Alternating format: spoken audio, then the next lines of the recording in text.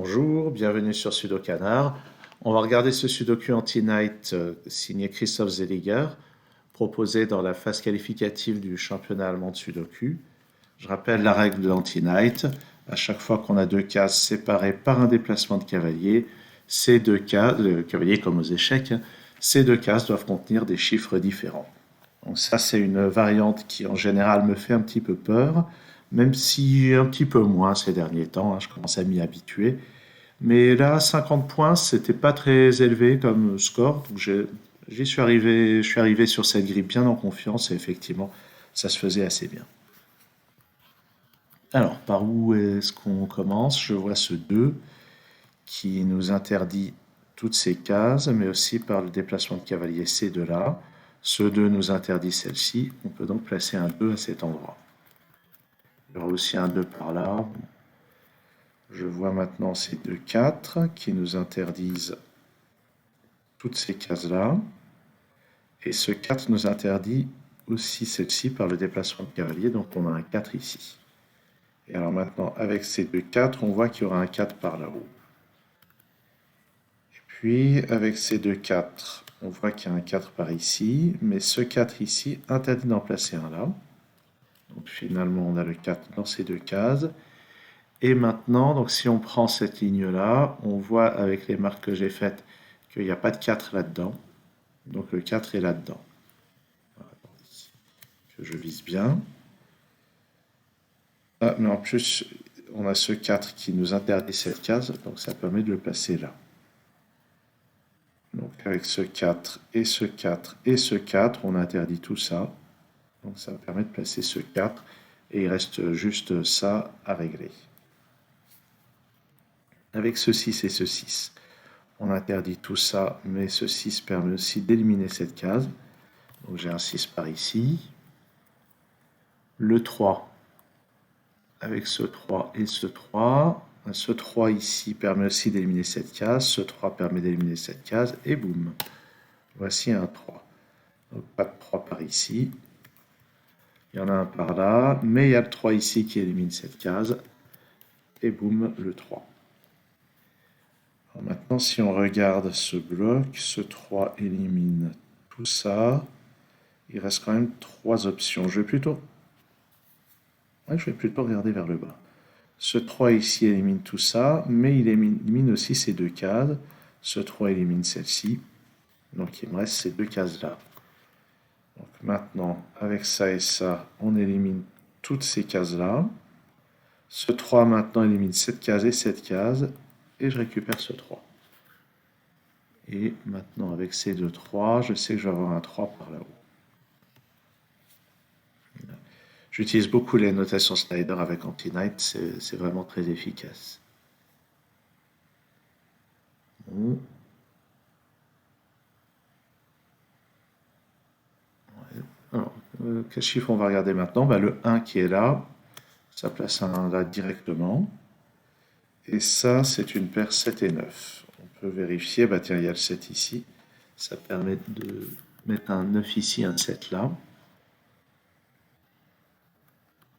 Ensuite, qu'est-ce qu'on a d'autre avec les deux 1 qui sont là et ce 1 là-haut? Il va y avoir un 1 ici ou là. Avec ce 1 et ce 1, il y a un 1 en bas. Avec ce 1 et ce 1, il va y avoir un 1 par ici. Ou là. Ouais, je vois pas grand-chose d'autre.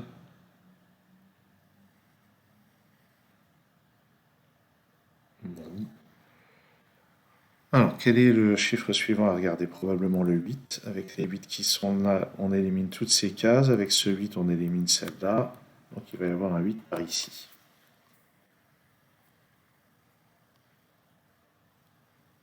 Ensuite, pour les 8, avec ce 8, j'élimine cette case et celle-là. Donc là, j'ai 3 cases pour le 8. Je ne suis pas sûr que ce soit très utile de le noter. Par contre, par ici, ce 8 élimine tout ça, ce 8 élimine tout ça, mais il élimine aussi ces deux-là. Donc j'ai un 8 ici. Donc Maintenant, avec ces deux 8 et ce 8, j'ai un 8 par ici.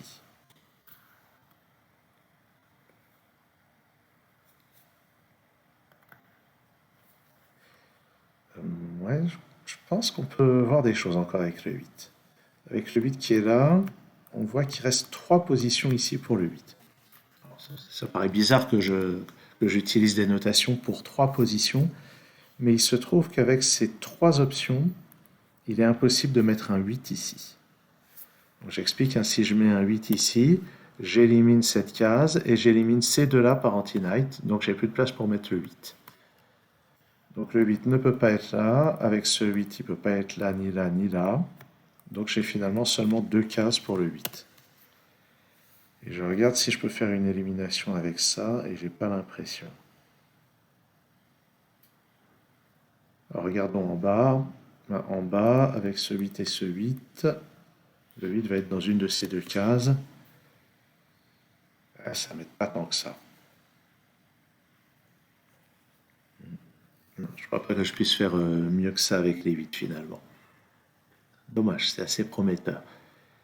Où est-ce qu'on va regarder? Le 7. Ici, ce 7 là. Ce 7 élimine aussi cette case, ce 7 élimine aussi cette case, donc j'ai un 7 ici. Et maintenant, avec ces deux 7, je peux placer un 7 là. Avec ce 7, j'élimine ça. Avec ce 7, j'élimine ça et ça. Donc je limite le 7 à ces deux cases. Ce qui fait qu'avec ça et ça, dans cette région, je limite le 7 à ces deux cases. Et je crois que c'est tout dans l'immédiat. Ce 7 élimine ces trois cases, donc il en reste 3 ici. Et si on regarde cette région, ce 7 élimine ça et ça. Ce 7 élimine ça, ça et ça. Donc il va rester 3 cases aussi. Ça n'a pas l'air super intéressant. Je regarde si je regrette. On va regarder. Donc j'ai les 7 par là et par là. Alors ça pourrait se révéler intéressant du fait que dans cette colonne, j'ai seulement 2 positions pour le 7. Et je crois qu'effectivement, ça ne résout absolument rien. Ok. Alors, qu'est-ce qui nous reste avec tout ça?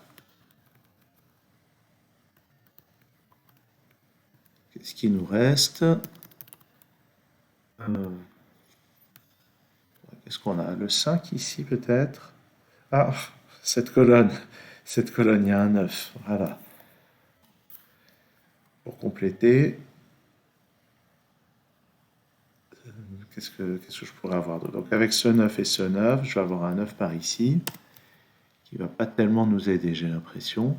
Dans cette région, le 9 n'est pas là ni là. À cause d'Anti-Night, il n'est pas là ni là. Et à cause de ce 9, il n'est pas là ni là. Donc le 9 est réduit. Il restera ces deux positions. Et maintenant, dans cette région, en utilisant tout ça, le 9 est restreint à ces deux positions. Il commence à être un peu chargé, hein. Et si je ne me trompe pas, ça ne peut être qu'un 6. Parce qu'on voit, ça ne peut pas être 1, 2, 3, 7, 5, 8, ni 9, ni 4. Ça ne peut être qu'un 6. Et ça peut être pas mal de temps en temps de refaire un petit peu de déduction de type Sudoku directement.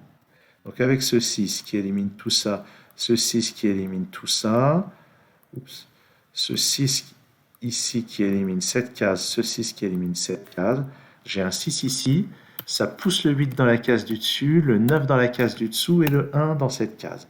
Ce qui fait beaucoup de choses qui se libèrent d'un seul coup.